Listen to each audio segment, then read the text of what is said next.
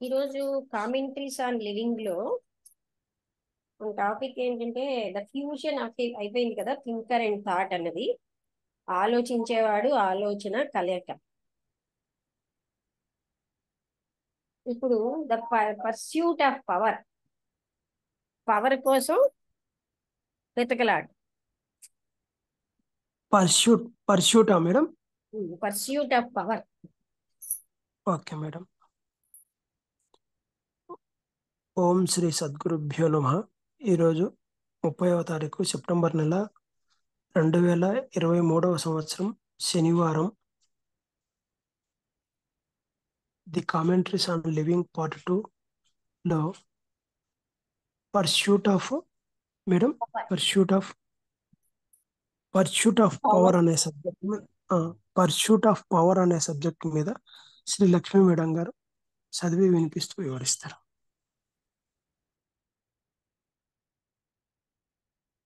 అక్కడ ఆవు శ్రమిస్తోంది.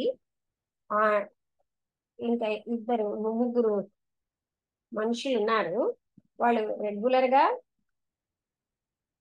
దాని పాలు తీయడానికి వస్తారు. అప్పుడు ఏంటంటే దానికి గడ్డి అది పెట్టి క్లీన్ చేస్తారు. ఆమె వాళ్ళందరినీ వాచ్ చేస్తుంది. ఆయన అంటే బహుశా ఆవు. అండ్ ఇఫ్ వన్ వెంట అవే ఫర్ ఎనీ రీజన్, ఎవరైనా అందులో ఒకరు ఏ కారణం వల్ల వెళ్ళిపోతే ఆమె మృదువుగా పిలుస్తుంది. ఇలాంటి క్రిటికల్ టైంలో ఆమె తన ఫ్రెండ్స్ అందరూ తన దగ్గరే ఉండాలని, about all her friends about her at this critical time she wanted, అందరి ఫ్రెండ్స్ తన దగ్గరే ఉండాలన్నట్టుగా. వాళ్ళందరూ వచ్చారు. అండ్ షీ వాజ్ కంటెంట్, తృప్తిగా ఉంది. కానీ ఆమె చాలా హెవీగా కష్టపడుతుంది. అక్కడున్న దూడ పుట్టిందనమాట. అది ఎంతో సౌందర్యంగా ఉంది. అది మొని a heifer the mother got up and went found and round her. అంటే ఈ కొత్తగా దూడ పుట్టింది. హైఫర్ అంటే ఒకసారి చూద్దామండి.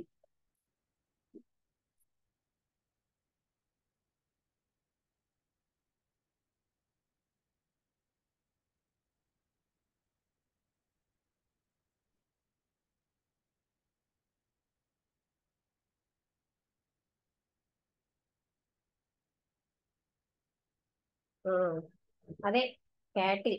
హైఫర్ కౌ అంటే పశు, క్యాటిల్ యానిమల్. అంటే అదే దూడ పుట్టింది. హైఫర్ అనేది ఇంటర్నేషనల్ గా వాడతారు. హైఫర్స్ ఇంటర్నేషనల్ స్టడీ. అదే మొత్తం మీద అదే పశువులకు సంబంధించి అని చెప్పారు. ఆ ఆ దూడ చుట్టూరాను అది తిరుగుతోంది. ఆ కొత్తగా పుట్టిన పిల్ల చుట్టూరా నెమ్మదిగా ఆ నిమురుతూ అప్పుడు అప్పుడును ఎంతో హ్యాపీగా ఆ ఆ- ఆ ఆ కవ్వ ఏమో మమ్మల్ని అందరినీ పక్కకి తోసేస్తూ వెళ్తోంది. ఎంతో సమయం ఇలాగే చేసింది. ఆ ఫైనల్ గా అలిసిపోయింది. మేము ఆ బేబీని ఆ మదర్ అంటే అదే పాలు తాగడానికని పట్టుకున్నాం. కానీ మదర్ చాలా అంటే ఎక్సైటెడ్ గా ఉంది, ఉద్రేకంగా. చివరికి ఆమె కామ్ అయిపోయింది. And that she wouldn't let us go, మమ్మల్ని వెళ్ళనివ్వట్లేదు. మా ఉన్న లేడీస్ లో ఒక ఆమె ఆ గ్రౌండ్ ని కూర్చుంది. అండ్ ఆ కొత్తగా ఆ తల్లి కూడా కింద కూర్చుండిపోయింది. Put her head in her lap. ఆవిడ యొక్క తోడిలో తన తల పెట్టుకుంది ఆ కౌ. ఆమె తనకి సడన్ గా తన దూడ పట్ల ఇంట్రెస్ట్ పోయింది. ఆమె స్నేహితులందరూ మోర్ టు హెర్ నౌ, ఆవిడకి వాళ్ళే ఎక్కువైపోయింది. ఇట్ హ్యాడ్ బీన్ అంటే ఆ కౌకి స్నేహితులు ఎక్కువైపోయారు. ఆ బిడ్డ సంగతి సడన్ గా ఆ ఉత్సాహం పోయింది. ఇది చాలా కోల్డ్ గా, but at last the sun was coming up, అంటే ఎంతో చల్లిగా ఉంది, సూర్యుడు వచ్చేటనమాట ఆ కొండల వెనక నుంచి. ఇట్ వాస్ గెటింగ్ వార్మర్, నెమ్మది నెమ్మదిగా వేడెక్కుతుంది. He was a member of the government, ఆయన గవర్నమెంట్ లో ఒక మెంబర్. ఆయన తనకేమో షైగా, అంటే సిగ్గుగా ఆయన ఇంపార్టెన్స్ ఆయనకి తెలుసుకున్నాడు. ఆయన తన బాధ్యత ప్రజల పట్ల ఆయన మాట్లాడాడు. హీ ఎక్స్ప్లెయిన్డ్ హౌ ఆయన యొక్క పార్టీ ఎవరిని ఎంత గొప్పదో, ఆయన could do things better than the opposition. Opposition party కంటే ఆయన పార్టీ ఎంత మంచి పనులు చేయగలదో ఇవన్నీ ఆయన వివరించారు.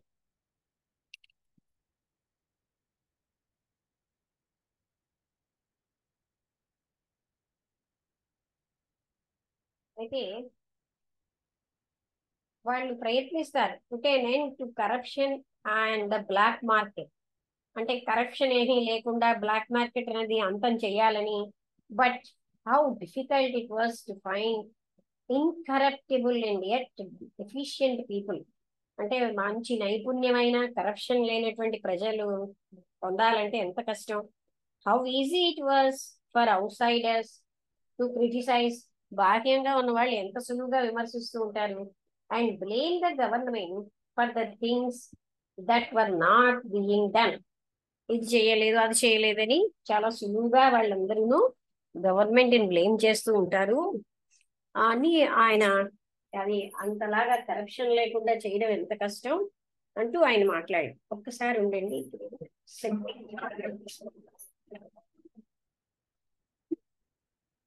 మార్చుకుంటే ఎలా ఉంటుంది.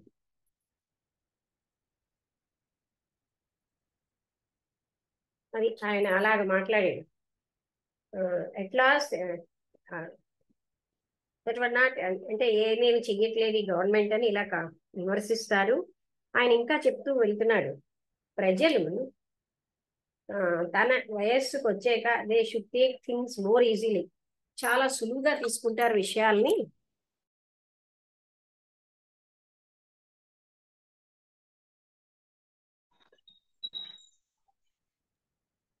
మ్యూట్ అయిపోయింది.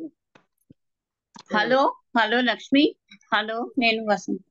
ఇవాళ కృష్ణమూర్తి గారు చదువుతున్నా, ఎందుకంటే నేను ఆ పుస్తకం తీసుకురాలేదు, అది మీరు చిరిగిపోతూ ఉంది కదా, అదా అందుకే నాకు బాధపట్టలేదు. ఓకే ఓకే, ఏ చాప్టరు? అది నెక్స్ట్ చాప్టరు. ఇది ఏంటంటే పర్స్యూట్ ఆఫ్ పవర్. సరే సరే ఓకే. తర్వాత ఏంటంటే ఆయన ఒకడు అంటే ఒక ఆర్గనైజేషన్ లో ఉన్నాడు అంత, అవన్నీ చెప్తున్నారు. He went on to say that ప్రజలేమో తన ఏజ్కి వచ్చేసరికల్లా వాళ్ళ విషయాలు ఎంతో సులువుగా తీసుకుంటారు, కానీ చాలా మంది చాలా గ్రీడీగా ఉంటారు పవర్ కావాలని. ఈ ఒక అసమర్థులు కూడా పవర్ కావాలని కోరుతారు. మనం లోపల లోపల అన్హ్యాపీగానే ఉంటున్నాం, అండ్ అవుట్ ఫర్ మన కోసం. దో some of us were clever at hiding our unhappiness, కొంతమంది తెలివితేటలతో వాళ్ళ అన్హ్యాపీనెస్ ని దాచేసుకుంటూ ఉంటారు.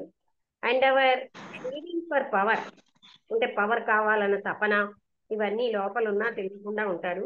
Why was there this urge to power, power కావాలన్న అర్జ్ అసలు ఎందుకు ఉండాలి? పవర్ అంటే ఏమిటి అసలు? ప్రతి వ్యక్తి, ప్రతి గ్రూపు కూడా పవర్ వెనకాలే ఉంటారు.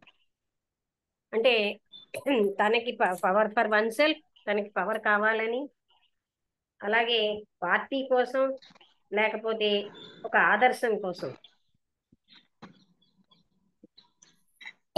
పవర్ కావాలని ఉంటూ ఉంటారు.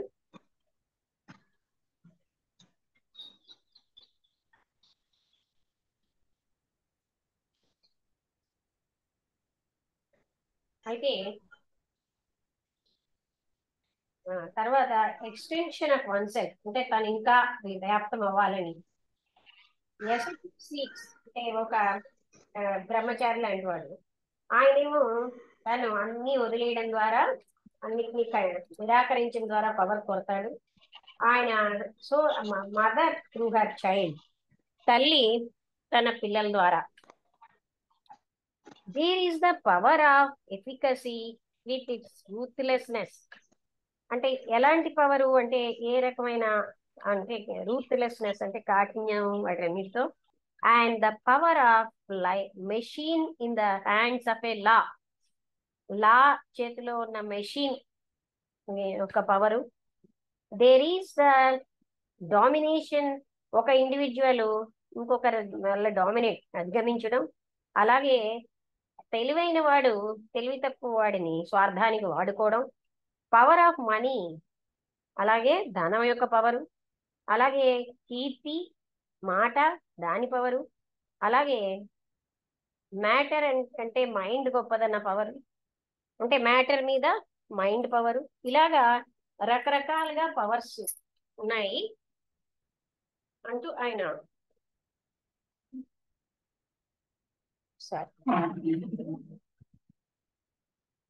సెట్టింగ్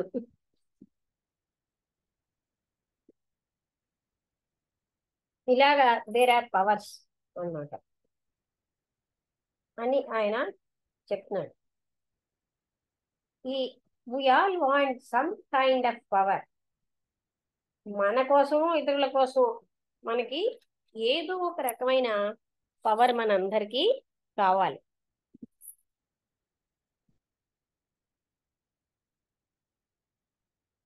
అలాగే ఒక రకంగా ఈ పవర్ కావాలనే ఈ తపన ఒక హ్యాపీనెస్ని తెస్తుంది, ఒక తృప్తిని తెస్తుంది. అది నాట్ టూ ట్రాన్సియెంట్, అంటే అంత తాత్కాలికంగా ఉండదు, ఎక్కువ కాలమే ఉంటుంది. అలాగే త్యాగం చేయడం అన్న పవర్, అలాగే సంపద యొక్క పవర్. ఇదేంటంటే తృప్తి, గ్రాటిఫికేషన్ యొక్క క్రేవింగ్ అన్నమాట. అలాగే క్రేవింగ్ ఫర్ హ్యాపీనెస్, అది మన పవర్ కావాలన్నట్టుగా పవర్ వెనకాల పడుతున్నాం. హౌ ఈజీలీ వీఆర్ సాటిస్ఫైడ్, ఎంత సులువుగా మనం అందరం తృప్తి పడిపోతున్నాం.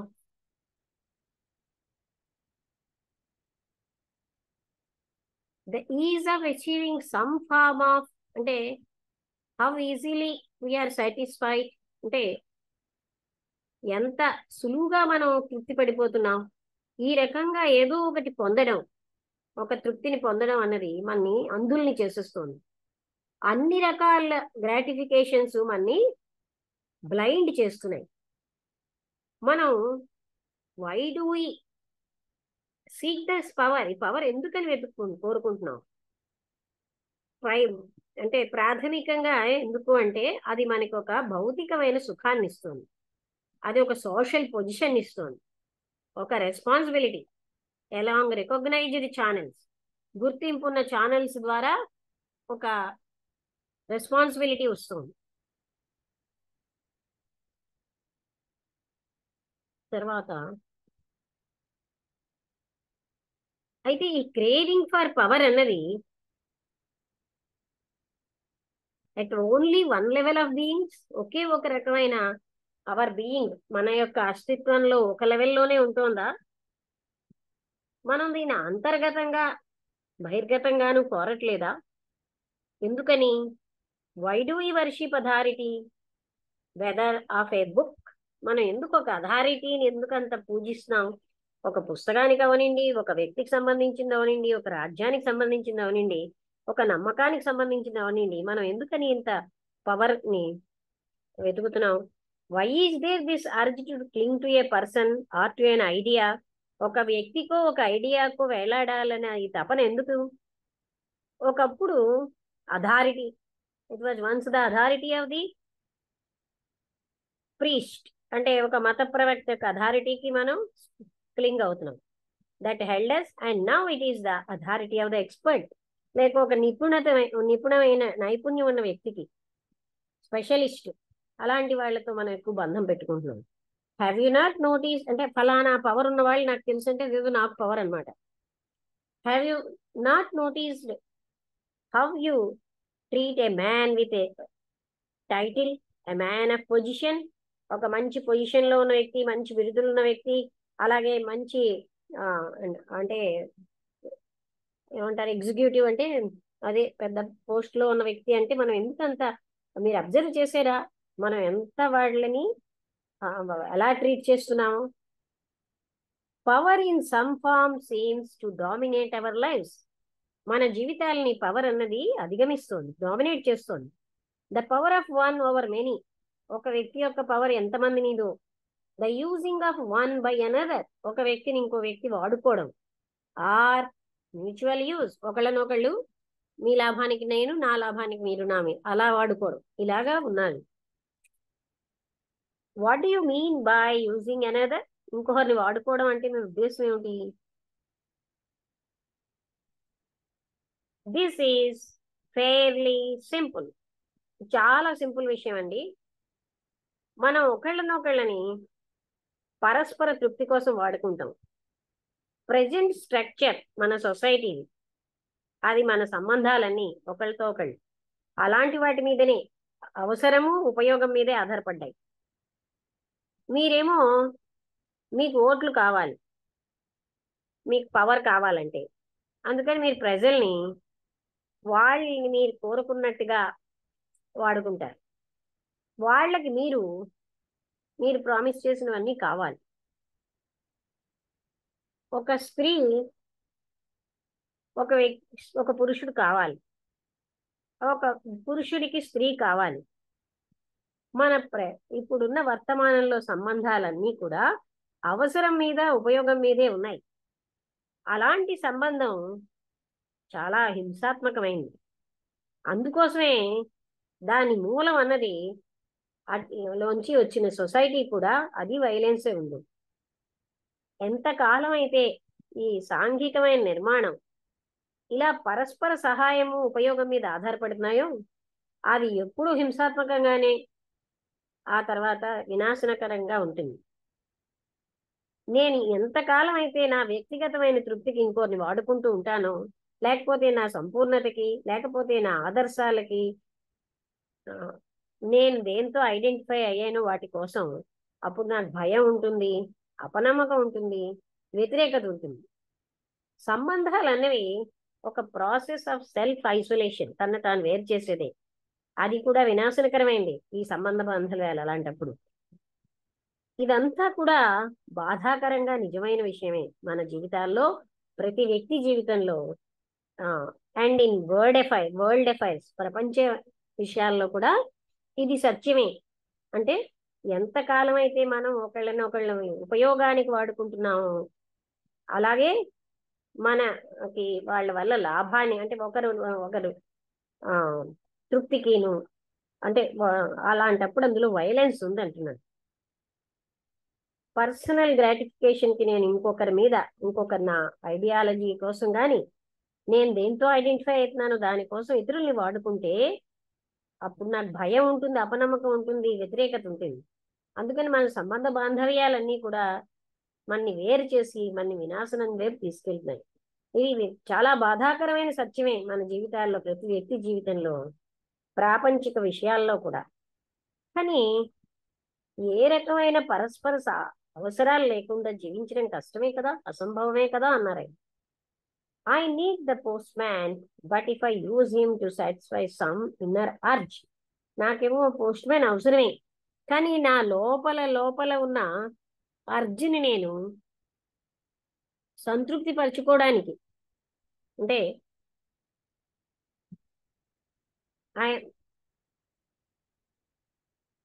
నాకు పోస్ట్ మ్యాన్, సామాన్యంగా పోస్ట్ మ్యాన్ మీద మనం డిపెండ్ అవుతున్నాం కదా.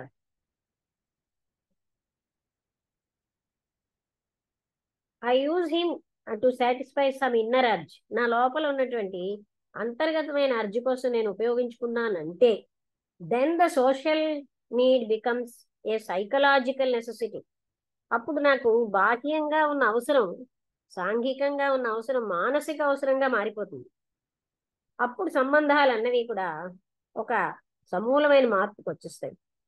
ఈ రకమైన సైకలాజికల్ అవసరం అన్నది, ఉపయోగం అన్నది ఇతరుల్ని వాడుకోవడం, అది మనని వైలెన్స్ తోటి దుఃఖంతో నింపేస్తుంది.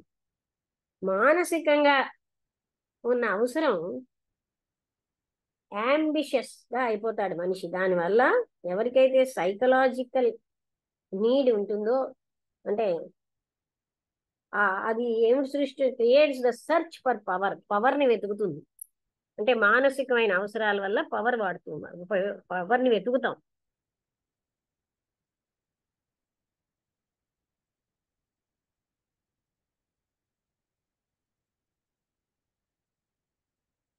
ఇక్కడ mutual need and use, it is bound to be violent and disruptive. ఈ విధంగా అంటే సైకలాజికల్ నీడ్ ఏంటి సృష్టిస్తుంది? పవర్ ని కోరతాం. పవర్ అన్నది మన తృప్తికి డిఫరెంట్ లెవెల్స్ లో వాడుకుంటాం. ఏ వ్యక్తి అయితే who is ambitious for himself, తనకు తానే గొప్ప ఆశతో ఉంటాడో, తన పార్టీ కోసం, ఎవరైతే ఏదో ఒక ఐడియల్ ఆదర్శాన్ని సాధించాలనో కోరుతూ ఉంటాడో, ఆయన తప్పనిసరిగా సొసైటీలో వినాశకరమైన ఫ్యాక్టర్గా అయిపోతున్నాడు. అంబిషన్ అనేది మనకి తప్పనిసరి విషయం అయిపోయింది కదా. మనలో మౌలికమైన మార్పు లేనంత వరకు వ్యక్తిలో ఇది తప్పనిసరే. Why should we accept it as inevitable? ఇది తప్పనిసరి అని మనం ఎందుకు అంగీకరించాలి? ఈ క్రూరత్వం, మనిషిలో ఉన్న క్రూరత్వం, మనిషి పట్ల మనిషికి ఉన్న క్రూరత్వం తప్పనిసరా? మీరు దీనికి ఒక అంతం చేయాలనుకోవట్లేదా? దాన్ని అంగీకరించకుండా ఇది తప్పనిసరని, does accepting it as inevitable మీరు అలా యాక్సెప్ట్ చేస్తున్నారు అంటే అదేంటంటే ఆలోచన రహిత స్థితి, సంపూర్ణమైన ఆలోచన రహిత స్థితిలోనే చేస్తున్నారు. if you are not cruel to others, someone else will be cruel to you, so you have to be on top. ఒకవేళ మీరు ఇతరులతో క్రూయల్ గా లేకపోతే మరొకరు ఎవరో మీతో క్రూయల్ గా ఉంటారు. అప్పుడు మీరేమని ఆ టాప్ లో ఉంటారంటున్నారు. To be on top is what every individual, every group, every ideology is trying to do, and so sustaining cruelty, violence. మనం టాప్ లో ఉండాలని ప్రతి వ్యక్తి, ప్రతి పార్టీ, ప్రతి గ్రూపు కూడా, ప్రతి ఆదర్శము కోరుతున్నాయి.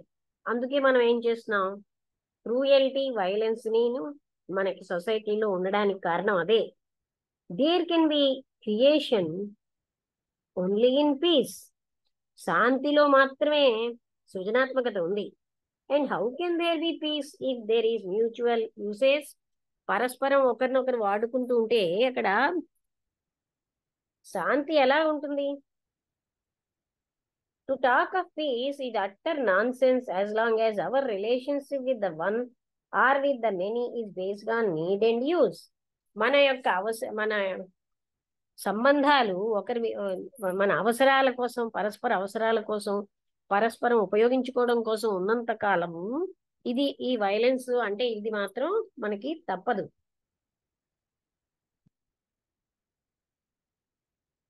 The need and use of another must inevitably lead to power.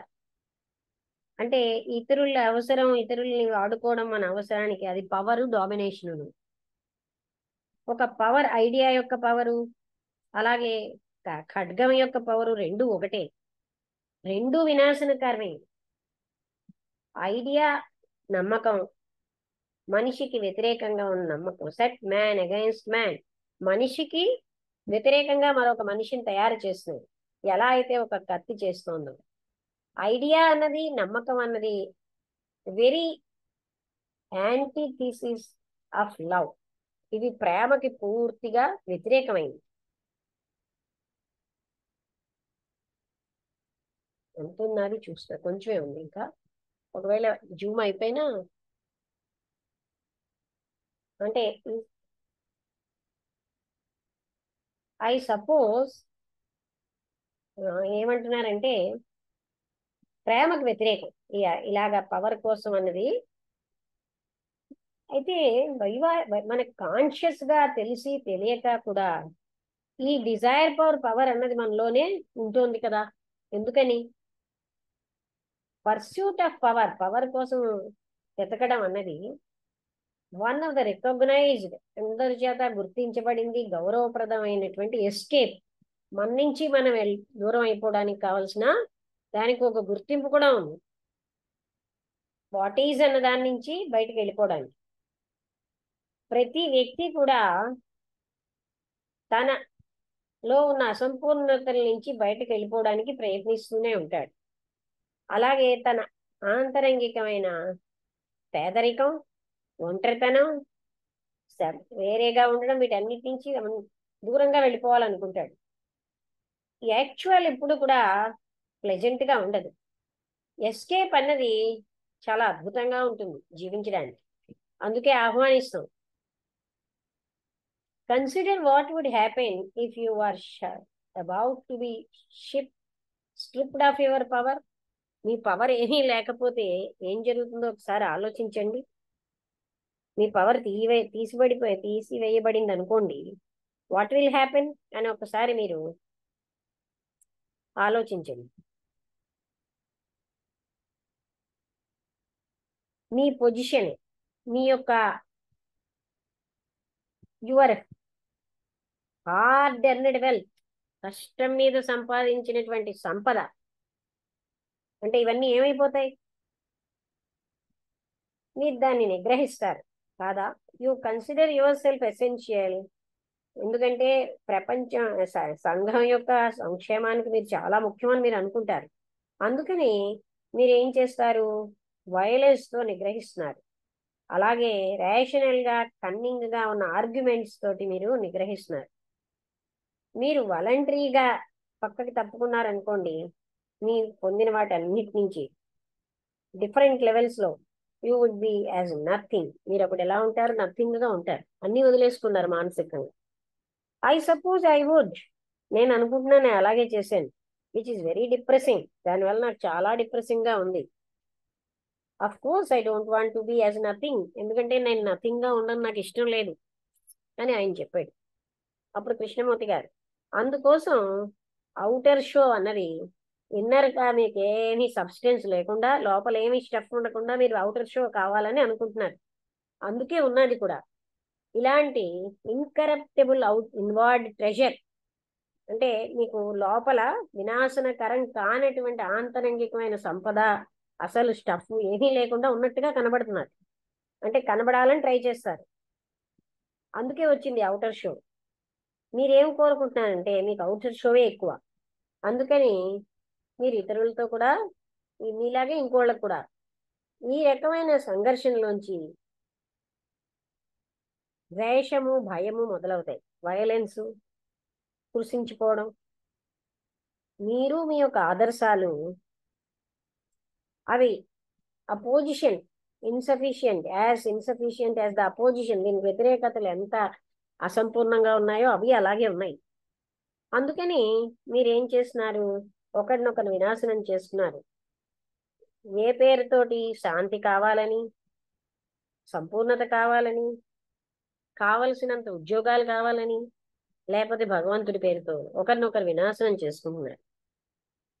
ప్రతి ఒక్కరు కూడా టాప్ లో ఉండాలని తీవ్రంగా తప్పిస్తూ ఉంటారు. మనం దాంతో ఏం చేస్తాం? మనం ఒక హింసాత్మకమైన సంఘర్షణతో ఉన్న, శత్రుత్వంతో ఉన్న సొసైటీని తయారు చేసాం. How is one to eradicate all this? అయితే ఇదంతా సమూలంగా ఎలా తీసేయాలి ఏ వ్యక్తి అయినా సరే అని అడిగారు. బై నాట్ బీయింగ్ అంబిషియస్, మీరు అతిగా ఆశతోటి, గ్రీడ్ అంటే ఎక్కువ లోభత్వంతో, పవర్ కావాలన్న గ్రీడ్ తోటి, పేరు కావాలని, పొజిషన్ కావాలని, మీరు ఏదైతే ఉన్నారో దానికంటే, అంటే మీరు అలాంటి వాటి అన్ని కావాలన్నవి మీరు తీసేస్తే సింపుల్ గాను నోబడీగా అయిపోతారు. మీరు ఎవరు కానట్టు అయిపోతారు. Negative thinking is the highest form of intelligence. Negative గా ఆలోచించడం ఉన్నతమైనటువంటి తెలివి. కానీ క్రూయల్టీ, ఈ క్రూరత్వము, ఈ హింస ప్రపంచంలో అవి నేనేమో వ్యక్తిగతమైన ప్రయత్నంతో వాటిని నేను ఆపలేను కదండి. And would it not take infinite time for all individuals to change. మొత్తం అందరూ మారాలంటే చాలా సమయం పట్టిదా? The other is you. పక్కవాడు మీరై ఉన్నారు. ఈ సత్యం మీరు అందరూ అర్థం చేసుకోండి. మనం ఏదో పక్కవాడు అదే ఉన్నాడు. ఈ క్వశ్చన్ అనేది మీ యొక్క ఇమీడియట్ మార్పుని మీరు అవాయిడ్ చేయడానికి కోరికలోంచి ఉద్భవించింది. You are saying what is the good of my changing if everyone else does not change. ప్రతి ఒక్కడు మారకుండా ఉంటే నేనొక్కటి మారితే ఏమిటి లాభం అని మీరు అడుగుతున్నారు. దానివల్ల ఏమిటి అని వన్ మస్ట్ బిగిన్. ప్రతి ఒక్కరూ కూడా దూరంగా వెళ్ళాలంటే మొదటి స్టెప్, మొదటి దగ్గర నుంచే మొదలెట్టాలి. కానీ మీరు నిజంగా మారాలని కోరట్లేదు. మీరు ఏమిటి కోరుతున్నారంటే వాటంతటవే అన్నీ జరగాలి. స్పెషల్గా మీరు టాప్లో ఉండాలంటే it will take infinite time to transform the world. అంటే ఈ ప్రపంచాన్ని వ్యక్తిగతంగా మార్చాలి అంటే చాలా టైం పట్టేస్తుంది అని మీరు అంటున్నారు. ఆ ప్రపంచం మీరై ఉన్నారు. మీరే సమస్య. సమస్య అన్నది మీకంటే సపరేట్గా లేదు. మీలోంచి వచ్చినదే ప్రొజెక్షన్ అయి మీ ప్రపంచం. ప్రపంచం అన్నది మీరున్నంత వరకు the world cannot be transform till you are. మీరున్నంత వరకు ఈ ప్రపంచం మారదు. హ్యాపీనెస్ అన్నది transformation and not in acquisition. మార్పులోనే వస్తుంది తప్ప ఏదేదో సంపాదించడంలో రాదు. కానీ నేను కొంతవరకు హ్యాపీగానే ఉన్నానండి. నాకు ఎన్నో వస్తువులు ఉన్నాయి, ఎన్నో విషయాలు ఉన్నాయి నాలో. అవి నాకు ఇష్టపడవు. కానీ నాకు టైం ఏమీ లేదండి వాటి వెనకాల పడ్డానికి అన్నారు. To go after them. నాకేమో ఇనఫ్ ఆఫ్ టైం లేదు. ఓన్లీ అంటే అప్పుడు ఒక హ్యాపీ వ్యక్తి మాత్రమే కొత్త సోషల్ ఆర్డర్ని తేగలడు. కానీ ఆయన ఎప్పుడు హ్యాపీగా ఉండడంటే ఏ వ్యక్తి అయితే తన ఆదర్శాలతో తను ఐడెంటిఫై అవుతున్నాడో, తన నమ్మకాలతో తను ఐడెంటిఫై